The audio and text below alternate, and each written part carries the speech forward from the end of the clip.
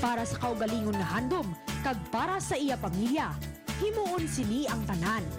Rason kun nga ang nagpasimbalad sa luwasang pungsod, ang proud Ilonggo registered nurse nga si Arnie Kiblatin. Tuig 2009 sang nag-abot si Arnie sa Kongsberg, Norway.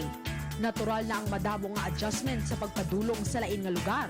Apang may naatubang man ini nga pagbilaw na nagbulig sa iya buksan ang mga mata sa realidad kung paano na nga budlay ang kadamaan nga OFWs. Na-delay ang ako nga visa for 1 year, so hindi kita ko allowed mag-work. So part-time lang anay, manglimpyo sa mga balay, tapos nang naka-work man ako as janitor. Humbling experience din sa akon nga bisa na kondisyon ko na self ko before nga isa na no ubrahon lang para maka-ubra gid maka-settle down. Sa una nga nagilimpyo sang inodoro, unconsciously nagatulog balay mo nga luha ay because nga gitago mo sa family mo nga everything is okay para hindi sila mag-worry mo. Never give up ang peg sa atong bida. Gani sa iya pila ka tuig nga pagbakas, certified nurse na ini didto. Kag bilang isa man anay ka barangay kagawad, hindi madula sa iya ang pagka-public servant nga iya man nadala sa Kongsberg.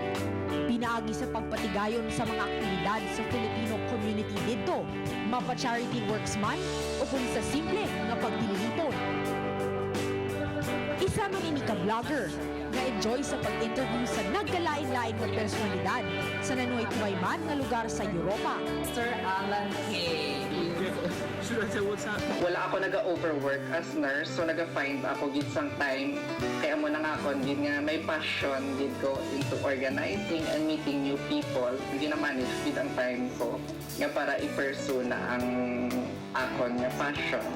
Suno kay Arnie, sulit gid ang iya pagsakripisyo para sa iya mga pinalangga sa Iloilo. Siyempre kung kapoy ka kag masakit ka kadamo gabulig sa imo. Pero diriya dapat you have to live healthy kay kung magmasakit ka ikaw lang isa kag wala ka din isang pamilya. Very active gina siya sa school activities, sa community. So whatever nga niya subong nga enjoy niya nga success.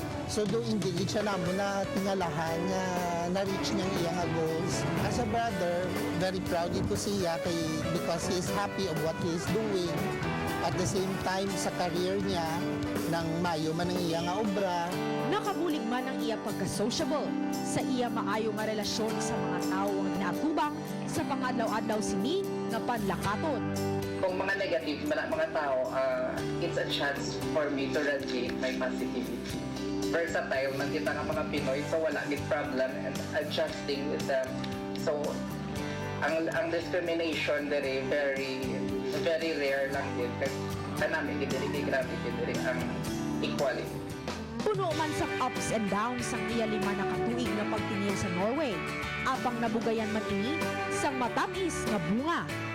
We find time, especially with my friends nga maka-travel kami as our therapy no sa hard work namon.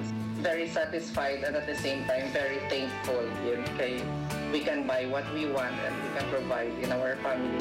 Always be a blessing to others. Ina ang iya nang motto in life nga nakatatakman sa iya buton. Rason nga dako ang iya kabalaslan sa tanan nga tawo nga nangin kabahin sa paglabot sa iya kadalagan sa kabuhi. Gani ang maayo nga tagikusoon kag pagsalig sa kaugalingon kag sa Ginoo ang nangin kusog ni Arnie sa tanan nga iya naangkon sa karon.